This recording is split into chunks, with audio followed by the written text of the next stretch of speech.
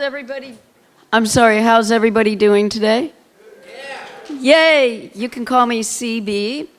So our first amazing speaker, Jill Allegretti, diplomat of veterinary homeopathy, has been a consultant in holistic healthcare for non-human animals for over 35 years.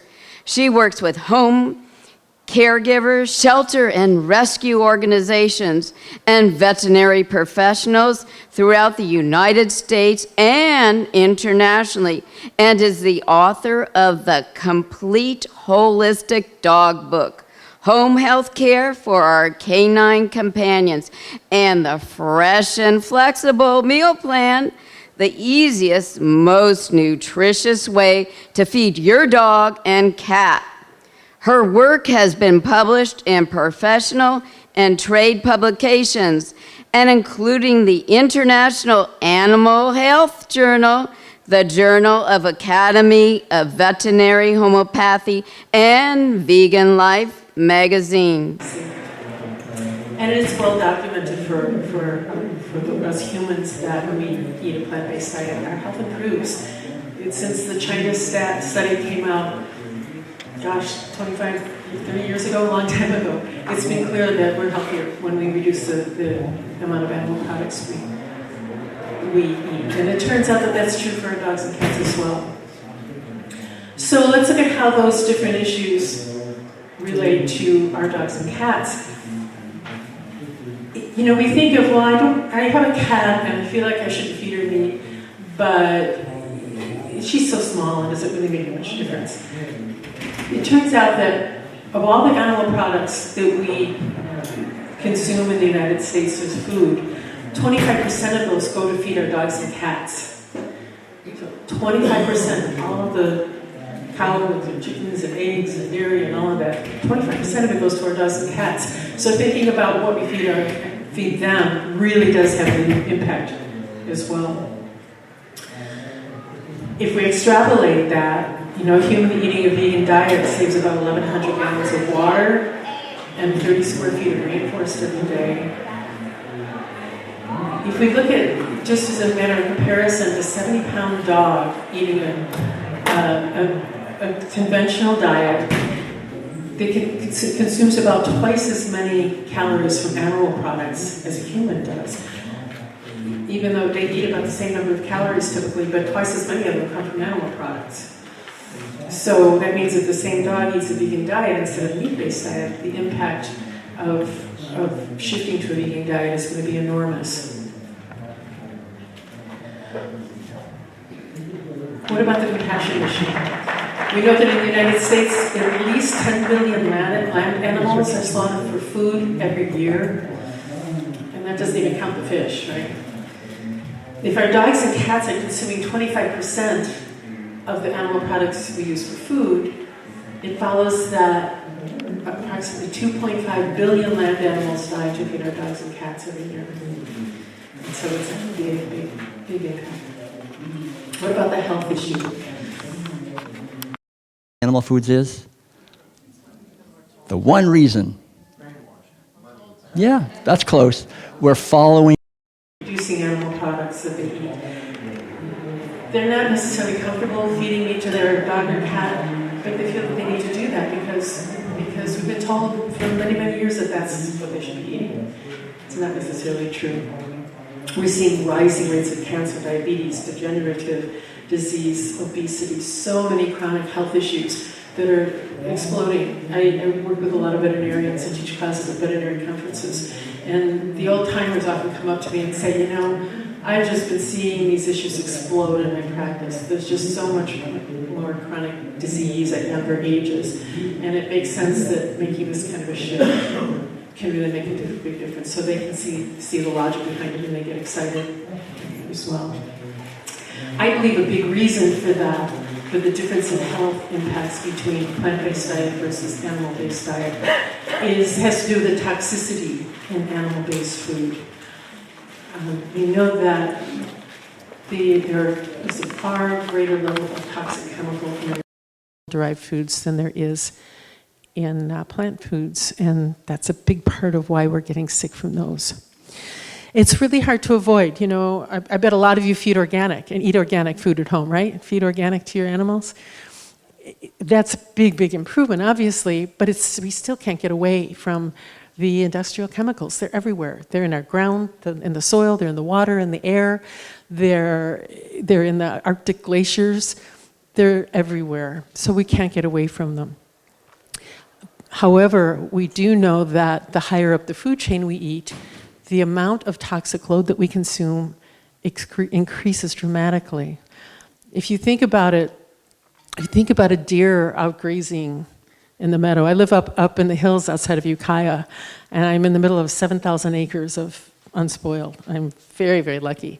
And so I see the deer, my neighbors out there grazing, and they're eating wild grasses, but they're consuming toxic chemicals because they're everywhere.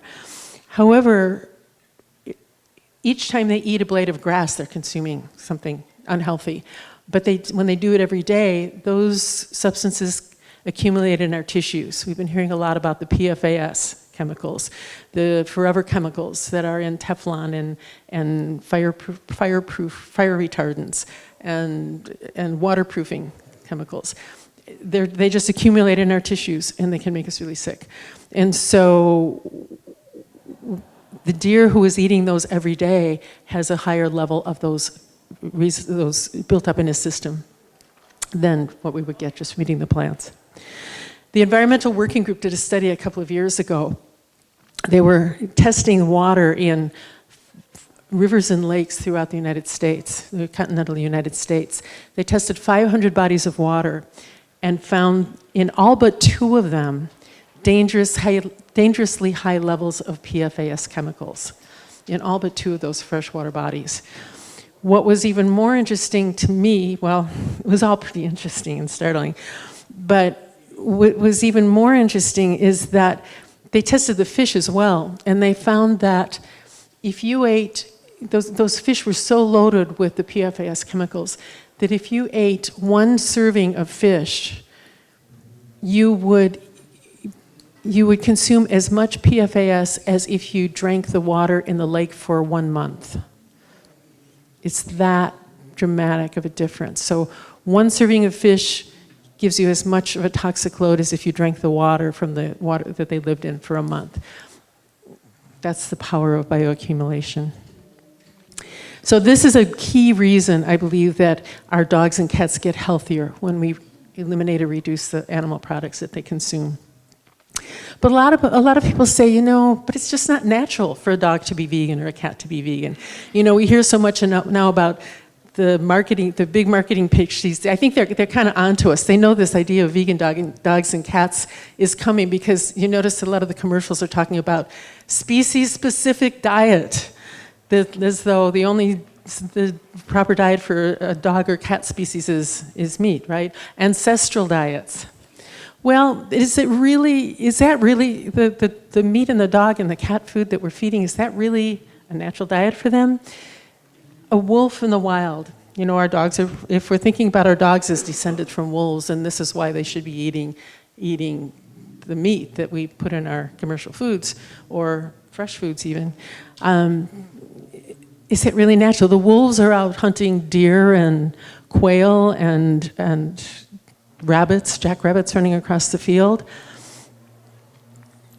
But those deer and quail are not cows and chickens. The meat that we use to feed our animals, and even to feed ourselves if we're eating meat, is not the same as what a wild animal takes when they prey on other wildlife. We've changed the animals that we use in our food supply so much over many ages of domestication. They're different physiologically, they're different genetically, they're fed in a very different way. They're fed diets that are often heavily reliant on genetically modified foods. Those foods are treated with pesticides and chemicals, and of course, so the animals are feeding those. Cows and chickens are eating all of that. Most of them receive antibiotics and growth hormones throughout their lives.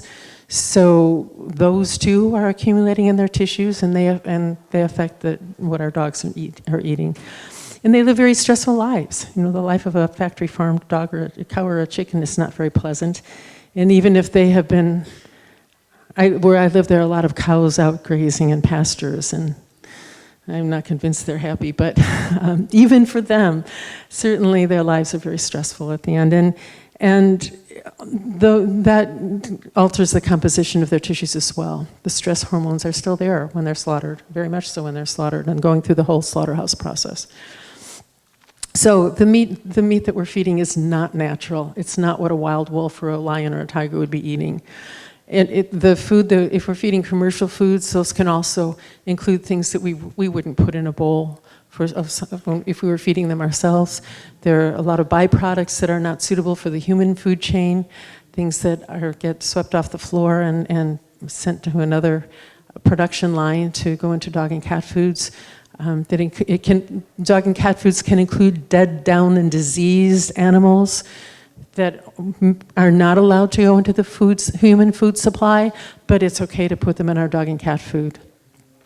And there have even been studies, many studies now, that have found DNA from dogs and horses in our commercial cat foods.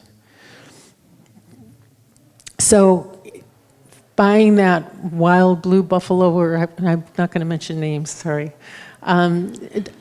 Buying those foods based on meat-based diet, ancestral diets, it's not a natural diet for our dogs and cats. But there's another side of that question too, about whether this is natural. You know, we think of our dogs as descendants of wolves, and that's true. But how far have they descended in that line of succession? We've changed them a lot. You know, we're not feeding wolves. They're not wolves anymore. We've changed them so much through our domestication and our breeding process. They're physiologically different, genetically different in so many ways. Same is true of the cats. They're not actually descended from lions and tigers, but they are very closely related. And they too have changed.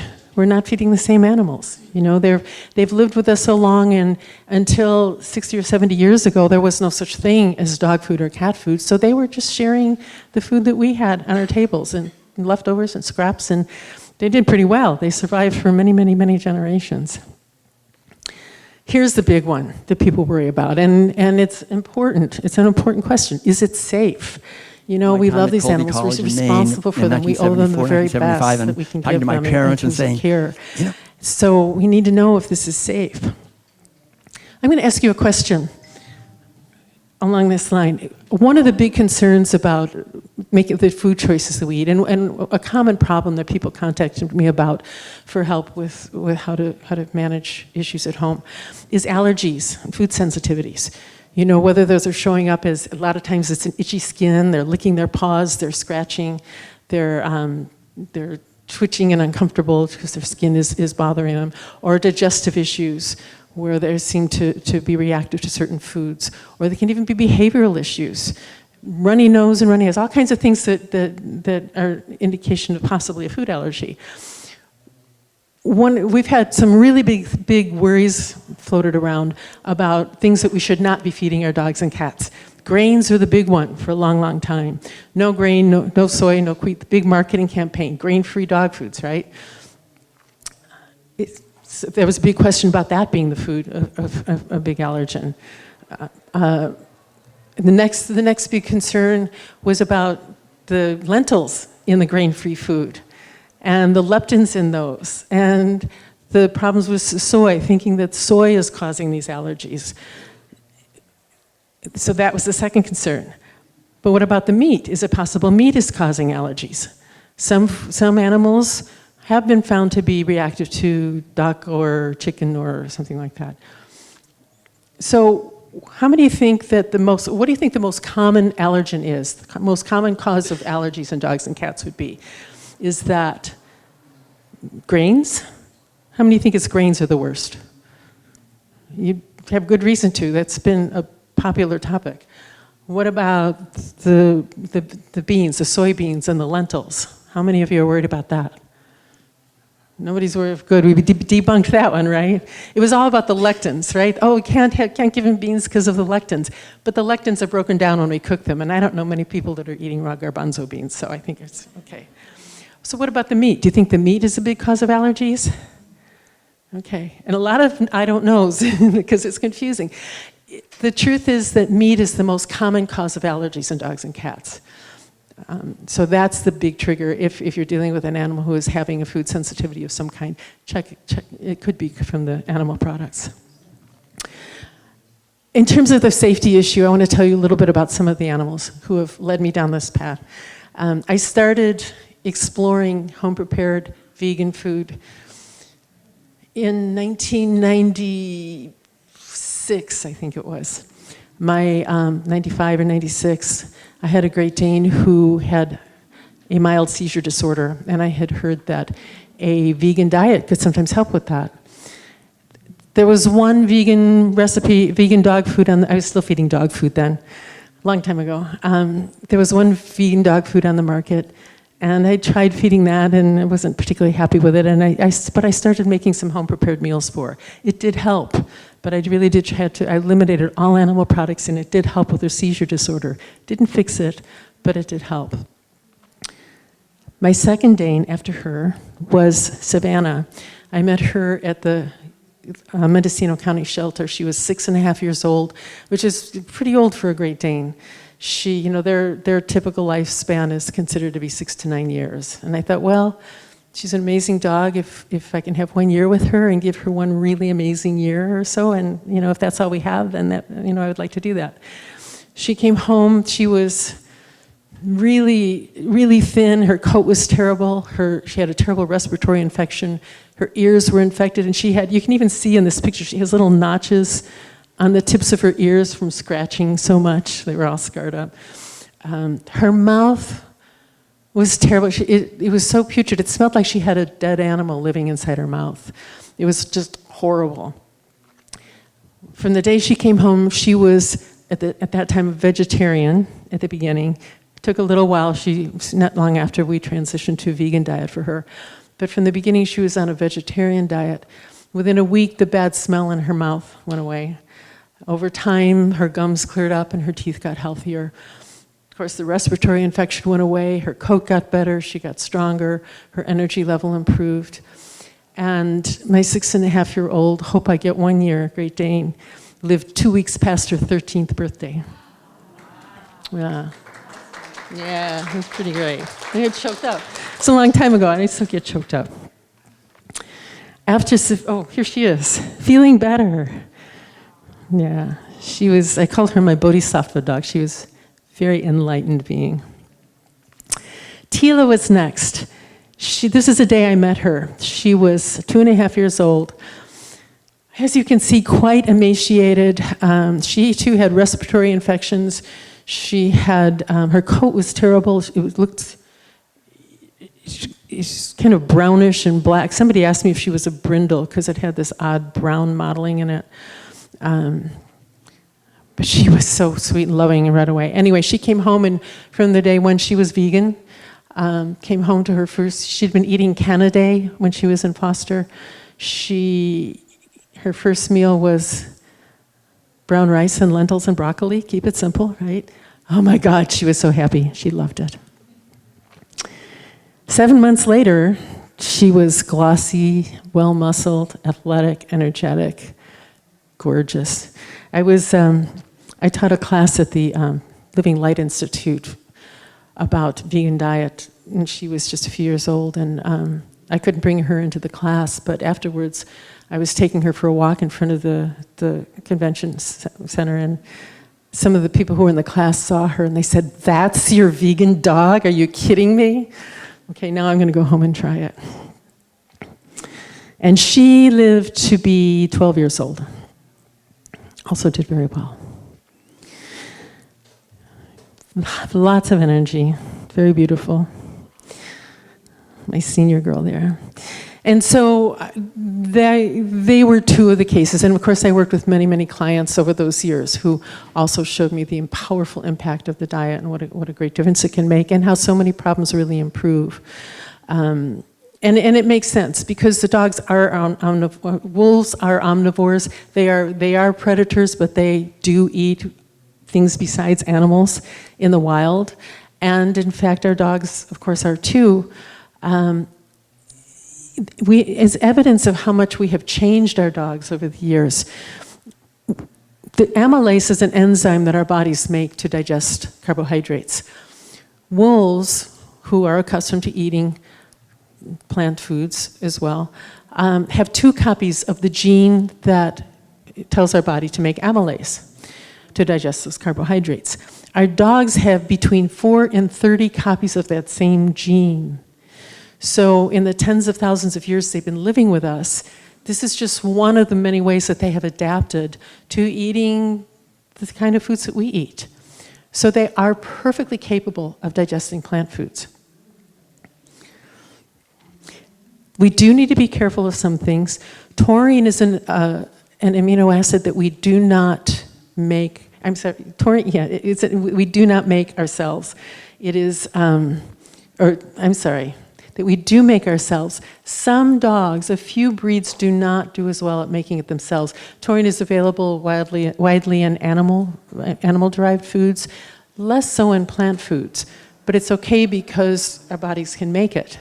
There are some dogs who are not as well able to make it. So it's a good idea to supplement them with taurine if they're vegan. Vitamin B12 is another one to keep an eye on because it's another and vitamin that is more readily available in animal-derived foods than plant-derived foods.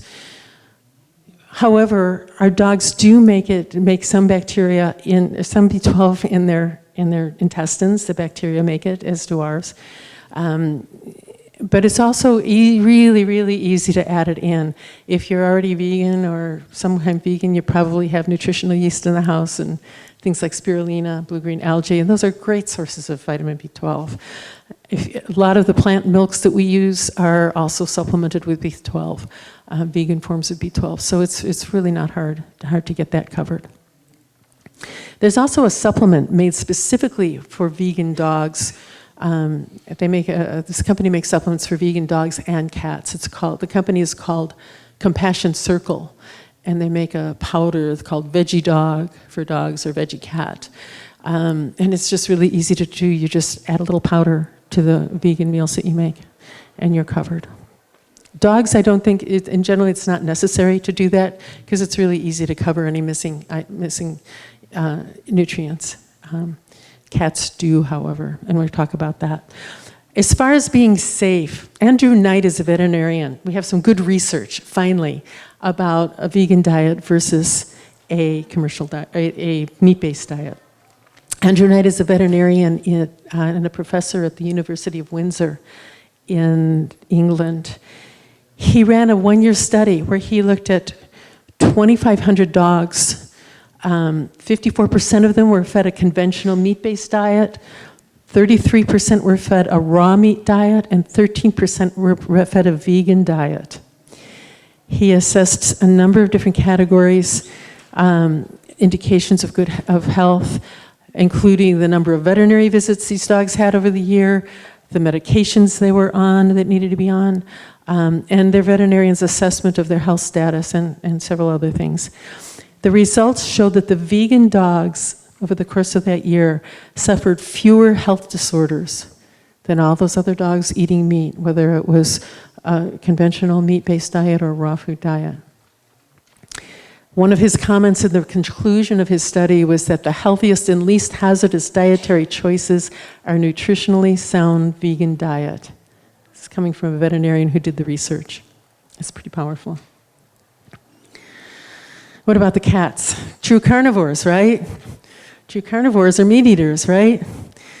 Still, if you have cats in your life, you probably know that they might eat your houseplants, so they might eat the grass out in the garden. One time I had a cat who, I walked out of the room and came back to find her licking the vegan bean dip out of a dish on the coffee table. She loved it. They seem to like yellow foods, melons, corn, sweet potatoes. And It surprised me when I first heard it. Most commercial foods actually contain commercial cat foods actually contain 20 to 40% carbohydrates. That's the standard. It's not at all unusual. It's what they do. They include grains, potatoes, beans.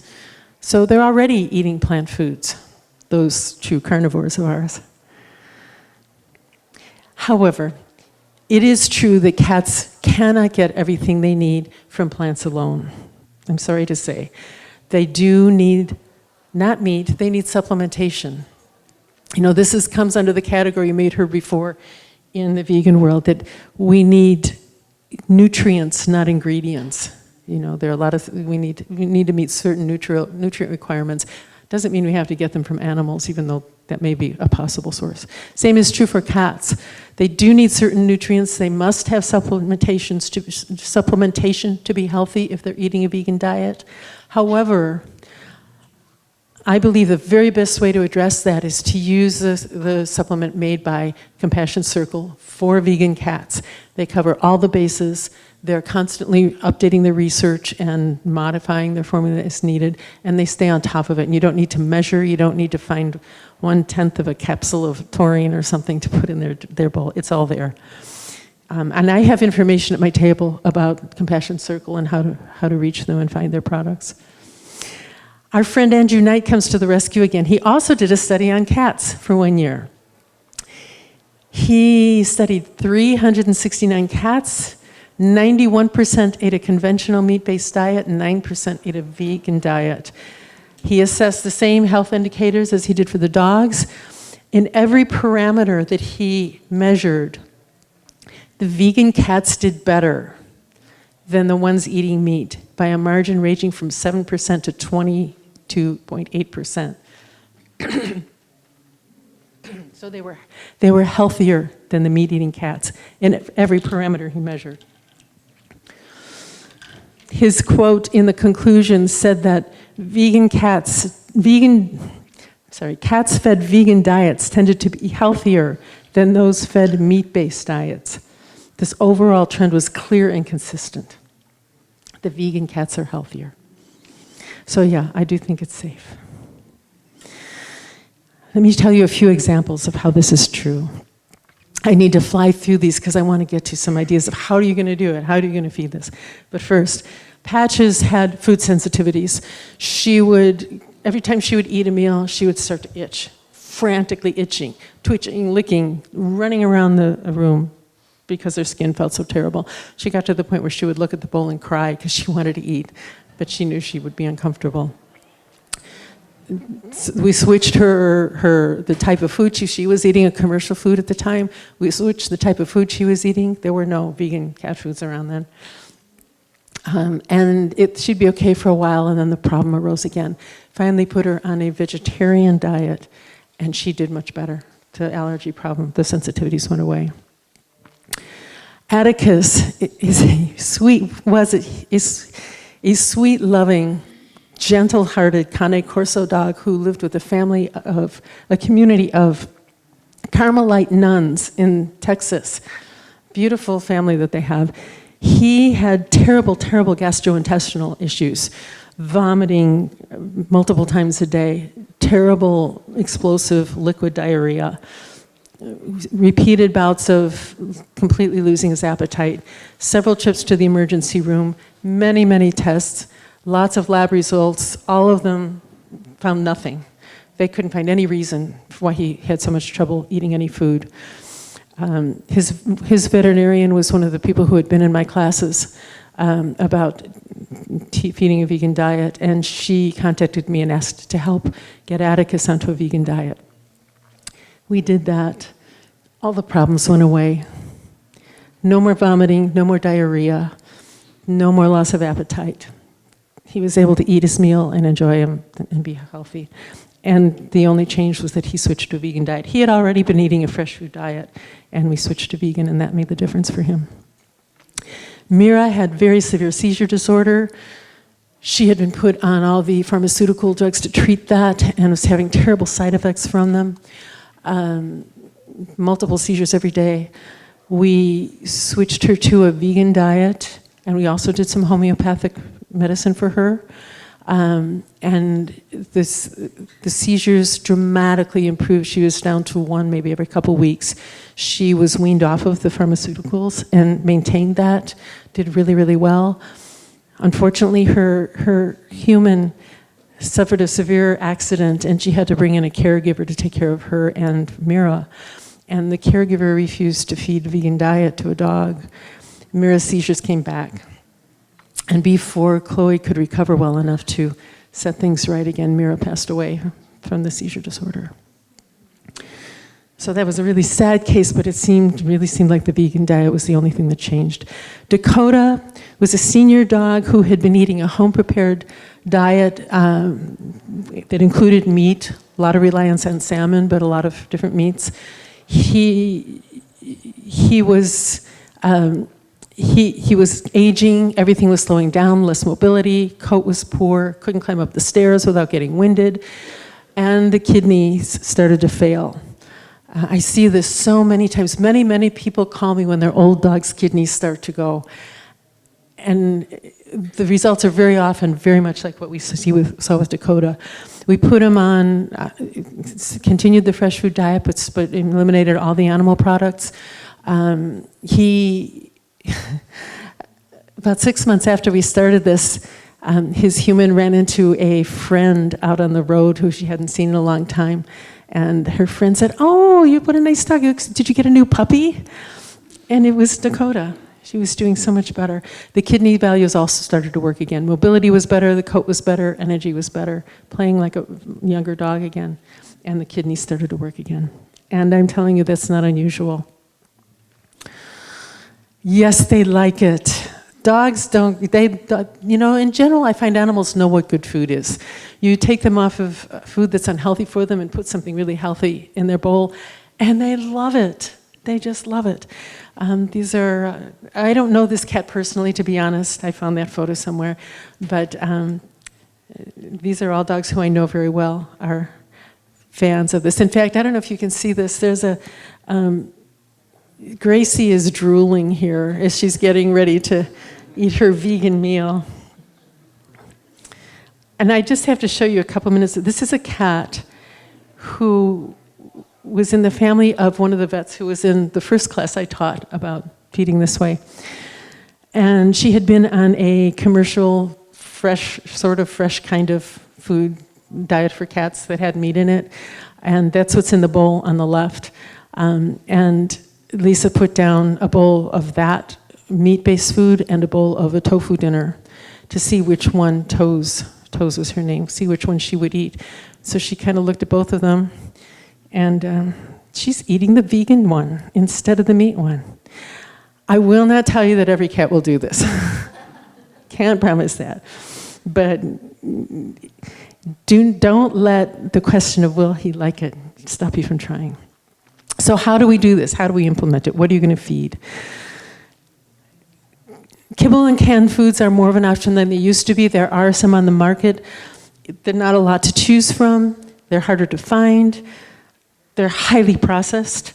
You need to scrutinize ingredients to make sure that they're clean. Everything on the label is clean ingredients, things you would have in your kitchen, no preservatives, colorings, flavorings, that sort of thing. But the biggest things are that it's highly processed and it lacks variety. If you choose a best quality commercial vegan food that you can find, your animal's going to be eating the same thing day after day after day. We know that's not healthy for us, and it's really not healthy for them either. I think a much better idea is to feed home-prepared meals. I've developed a way to do this, and I call it the fresh and flexible approach, and it's based on using the same principles that we use to create a healthy diet for ourselves to feed our dogs and cats. We choose healthy, fresh, whole ingredients, including lots of fruits and vegetables. We eat something different every day, or leftovers are okay, but every few days something different. And they do so much better on this, just like we do.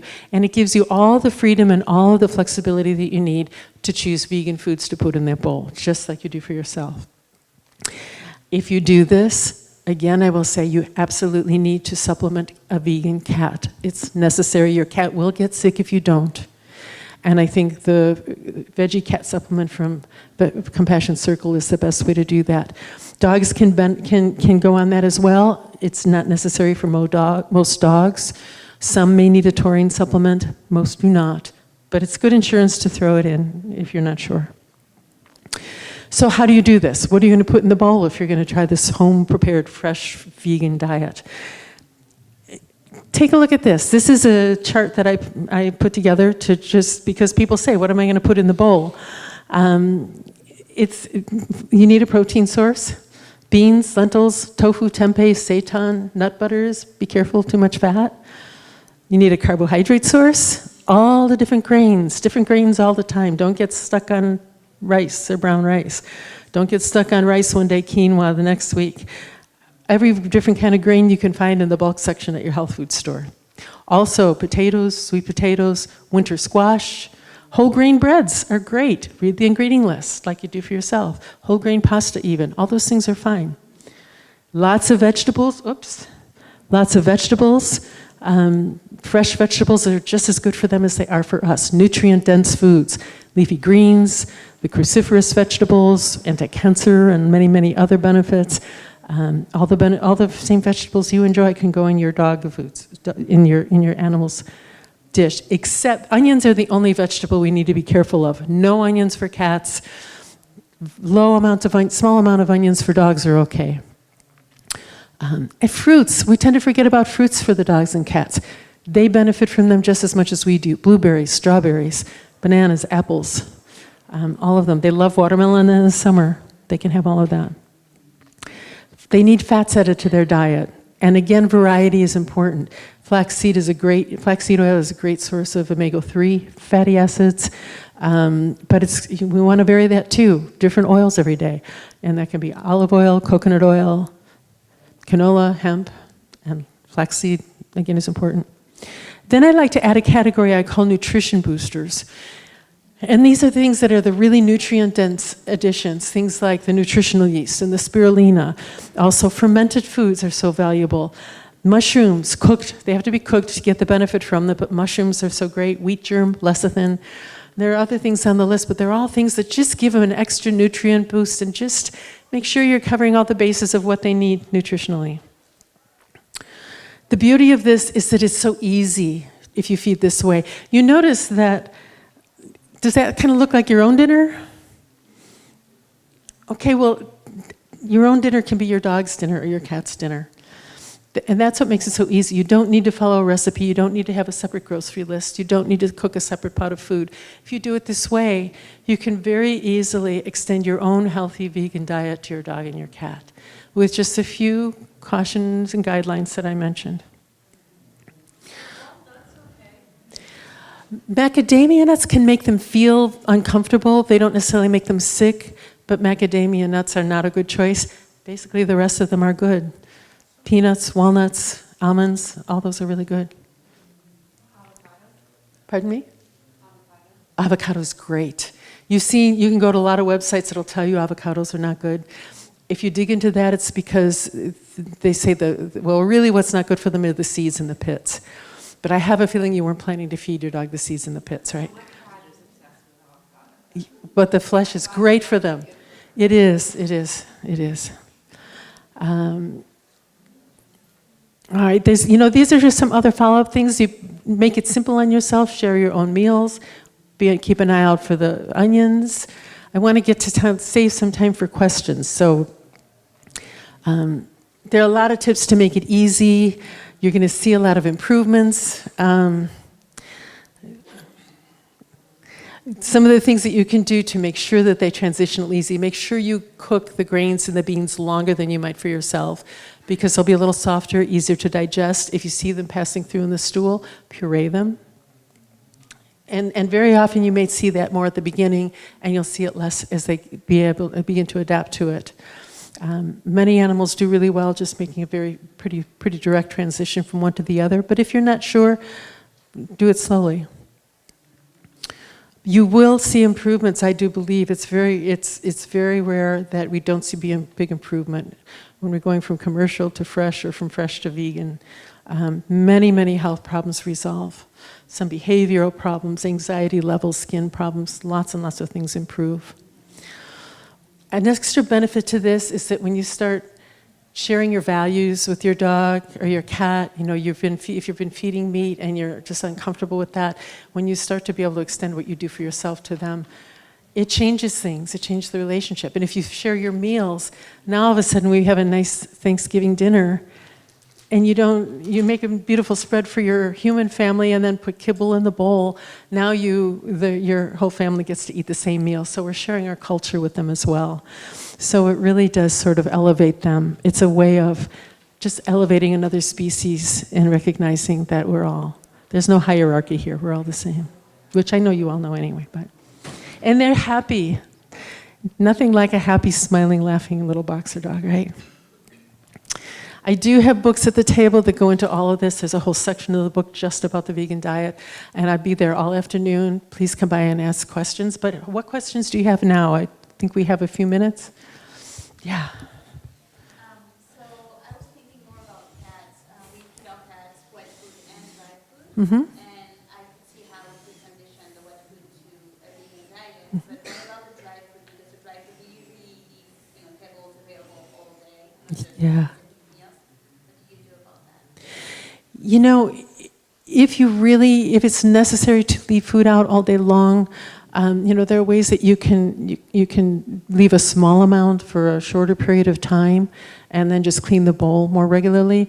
It may not be necessary to do that. I think it's great to feed multiple times a day if your cat wants to do that. But if you're able to just have, some ready in the refrigerator where you can just scoop it into the bowl now and then, that's a way around that. And there are a lot of benefits to trying to reduce the amount of dry food, that you've probably heard, yeah. Sure. Would an option for them be like dehydrating their own food? You could certainly dehydrate it if you're able to do that. That would be an option. But still, it's lacking the moisture, and they need a lot of moisture in their food to do well. Yeah.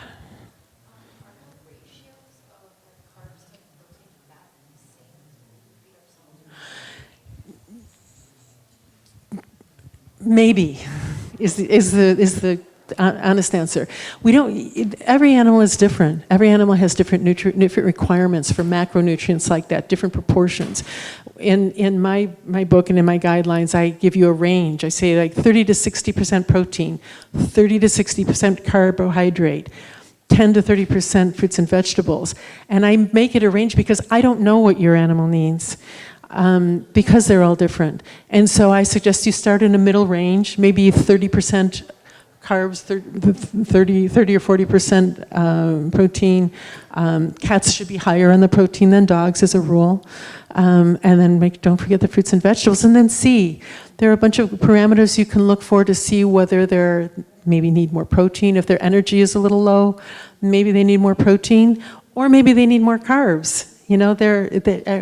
They react differently. Some respond better differently in different ways.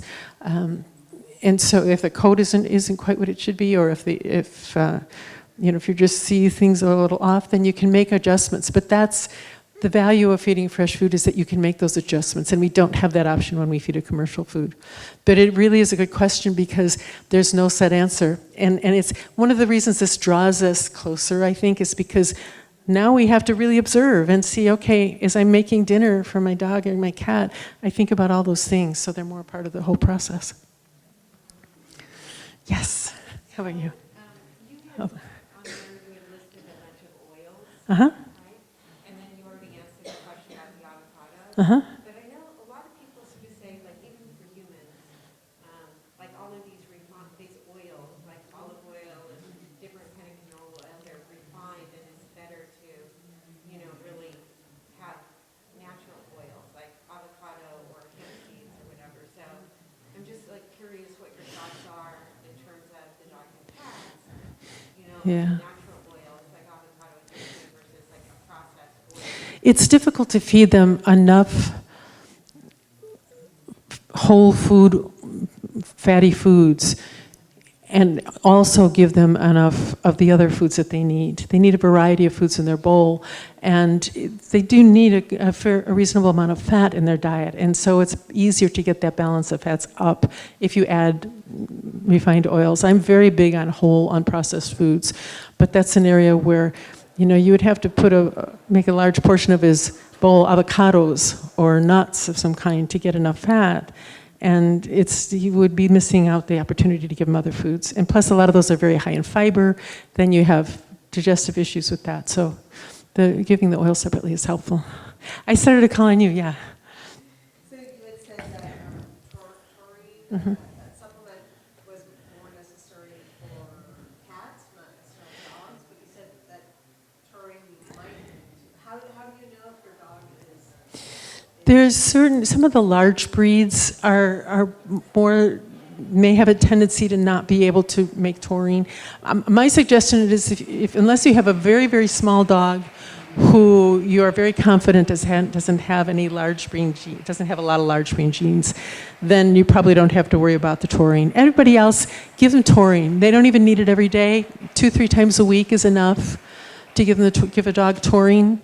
And it just covers your bases. He probably doesn't need it, but since we don't know for sure, just give it to him. It's cheap and it's available and it's easy. Yes? Mm-hmm.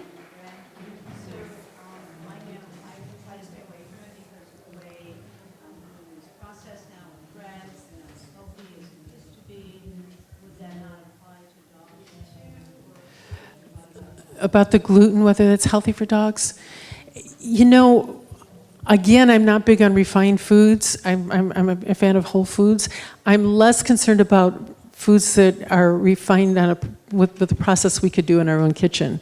You know, you can make gluten in your kitchen by putting whole wheat flour in a bowl and rinsing it with water. And that's how we get the gluten to make things like seitan.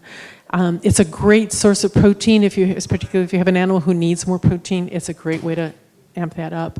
And I don't find a lot of problems with it. I don't see them have a lot of trouble with it. So I think it's certainly very safe to try it, and I think they might do well. If they don't seem to be doing as well on it, then leave that one out. Again, you get to customize for your dog.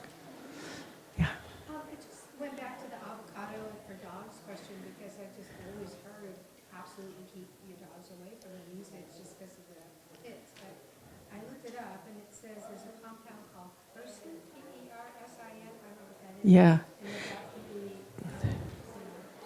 bad for That is in the skins. cats in the It's in the skins, yes. She's asking about the persin and avocados that can be bad for them. It's in the skins. Yeah. Yeah. So for cats, and for a person who has cats and who is not able to make food in the kitchen and relies on the commercial stuff, there's now commercial cat food, both wet and dry, that is vegan and says it's fully nutritional and has taurine, etc. What's your take on the new commercial vegan? Okay. If you cannot cook fresh food, then read the label on the commercial food that you choose and read the label on several. I still think variety is, in fact, there's a chapter in my book that says variety is the single most important ingredient in the diet. You can get around that with a commercial food by choosing 4 or 5 different brands of food, and this is an important question for a lot of people too. And then you rotate between those 4 or 5 brands every day or every few days. And the key is to get different brands, because if you choose 2 different flavors in the same brand, they change the first ingredient or 2 and everything else is the same. So you need several different brands and rotate through those. Do you have a recommend for the brands? I don't like to recommend brands because they change, I will say if the quote-unquote fresh food products that are coming out now where you can actually see peas and carrots and pieces of food, those are less processed. And so pick one of those if you can find one. But again, read the ingredients. Yeah. Go ahead. question about aggression. You mentioned it could reduce aggression in animals. Can you speak a little bit about that? I have seen many times when clients have told me that their dogs are more peaceful when they're vegan, after they switch to vegan. And it makes sense to me. there's so much more about food than just the nutrient profile. You know, it's energy as well. And so, and let alone the cortisol that's coursing through the bodies of those animals at slaughter. And so it's, I think those are factors that can elevate anxiety, aggression in some animals. And so when we eliminate the animal component, then I think it can help. Yes, I think so. Yes, absolutely. I really would love to do more questions. We're out of time. Please come by my table. We can talk for this afternoon. Thank you so much. Thank you so much.